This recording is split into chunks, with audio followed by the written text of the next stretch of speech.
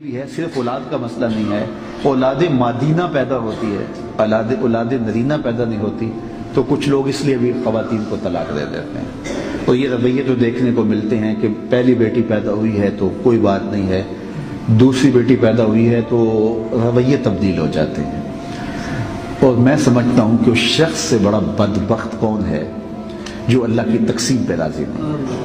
اس میں ایک ذرے کے برابر بھی اس خاتون کا قصور نہیں ہے، وہ منہ موڑ لیا اور جو ہے وہ طبیعت کے اندر تکدر پیدا ہو گیا۔ اور مجھے بتائیے، زچہ اور بچہ کے لیے جو ولادت کے لمحے ہیں موت و حیات کے لمحے ہوتے ہیں، اور اس کے بعد جو خاندان کی طرف سے اس کو محبت ملتی ہے وہ خاتون کے دکھ کو مٹا دیتی ہے، اس تکلیف کو، جو درد کو، احساس اس کو جو ہوا ہوتا ہے، وہ زندگی موت کے شکنجے سے وہ نکل کے آتی ہوتی ہے۔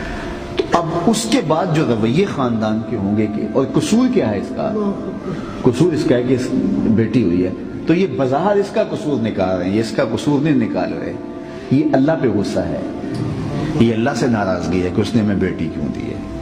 اور پھر تیسری مرتبہ جب اولاد ہونے والی ہوتی ہے تو ایک ایک لمحہ اس خاتون کا رنگ کبھی آتا ہے کبھی جاتا ہے کہ پتہ نہیں کیا اللہ عطا کرے اور میرے ساتھ اب رویہ کیا ہوگا۔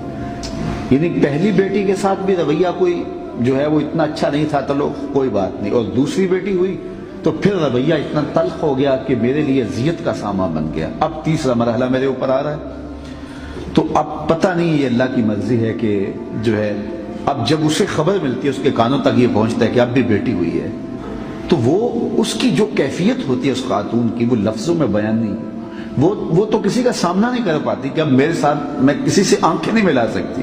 مجھے بتائیے کہ یہ کتنی بدبختی ہے، اور یہ اللہ کی تقسیم پہ ناراضی ہونے والا ہے۔ اور آج کل تو یہ بھی ہے کہ حمل بھی ضائع کروا دیے جاتے ہیں، اور یہ دور جدید کا جو ہے وہ بیٹیاں زندہ درگور کرنے کا طریقہ ہے۔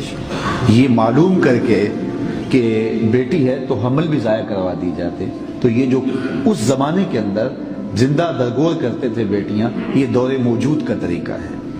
تو اللہ جس کو چاہے بیٹی عطا کرے، جس کو چاہے بیٹا عطا کرے۔ جب حضرت حنا نے منت مانی تھی کہ اللہ مجھے تو بیٹا عطا کر، اولاد دے، میں تیرے گھر کے لیے وقف کروں گی، اور جب مرحلہ ولادت کا آیا تو بیٹی پیدا ہوئی، تو جب بیٹی پیدا ہوئی تو اس کا نام مریم رکھا گیا۔ تو حضرت مریم کی ولادت پر حضرت حنا اس لیے پریشان ہوئی، بیٹی کی وجہ سے نہیں، کہ میں نے منت مانی ہے کہ بیت المقدس میں بطور مجاور اس کو رکھنا ہے، اور یہ بیٹی وہاں کیسے ہوگی؟ تو جب پریشان ہوئی تو آواز آئی، اے حنا پریشان ہونے کی ضرورت نہیں، ہم نے جیسی تجھے بیٹی دی ہے ایسے بیٹے بھی نہیں ہوتے۔ کبھی بیٹی جو ہے وہ بیٹوں سے بہتر قرار پاتی۔ وہ حضرت موسیٰ و خضر کا واقعہ آپ نے پڑھا قرآن مجید کے دامن میں، اور جب وہ کشتی پہ گئے تو کشتی کو توڑ دیا، پھر آگے ایک بچہ کھیل رہا تھا تو اس بچے کو قتل کر دیا۔ تو حضرت موسیٰ سے نہ رہا کہ حضرت خضر سے کہا کہ اس بچے کا قصور کیا تھا کہ آپ نے اس کو قتل کر دیا؟ کہا کہ یہ بچہ، اس کے والدین نیک ہیں، لیکن یہ بڑا ہو کے سرکش ہوگا، کفر و طغیان میں مبتلا ہوگا، جس کے اثرات والدین تک پہنچیں گے، تو میں نے اس کو قتل کر دیا۔ اللہ تعالیٰ اس سے بہتر ان کو عطا کر دے گا، ان کے والدین کو۔ اور علماء تفسیر نے لکھا ہے، قاضی ثناء اللہ پانی پتی نے، تفسیر مظہری میں، باقی لوگوں نے، اللہ تعالیٰ نے اس بیٹے کی جگہ اس کے والدین کو بیٹی عطا کی جس کی نسل سے 70 نبی ہوئے۔ تو وہ جو بیٹی عطا ہوئی اللہ نے اس کو کتنی برکتوں سے مار، اور وہ بیٹا اگر زندہ رہتا تو حضرت خضر بتا رہے، قرآن نے یہ واقعہ بیان کیا ہے کہ وہ کفر اور طغیان اور سرکشی میں مبتلا ہوتا اور ماں باپ پر اس کا اثر پہنچتا۔ تو بعض کا بیٹیاں کسی برکت کا ذریعہ بن جاتی ہیں۔ تو یہ اللہ کو پتا ہے کس کو بیٹا دینا ہے، تو اولاد مادینہ نصیب ہو یا اولاد نرینہ نصیب ہو، تو اس وجہ سے طلاق دینا کہ بیٹیاں ہوئی ہیں لہٰذا ہم طلاق دے رہے ہیں، اور ایسے واقعات روپذیر ہوتے ہیں، اور یا اولاد نہیں ہو رہی ہے تو طلاق دیتے ہیں۔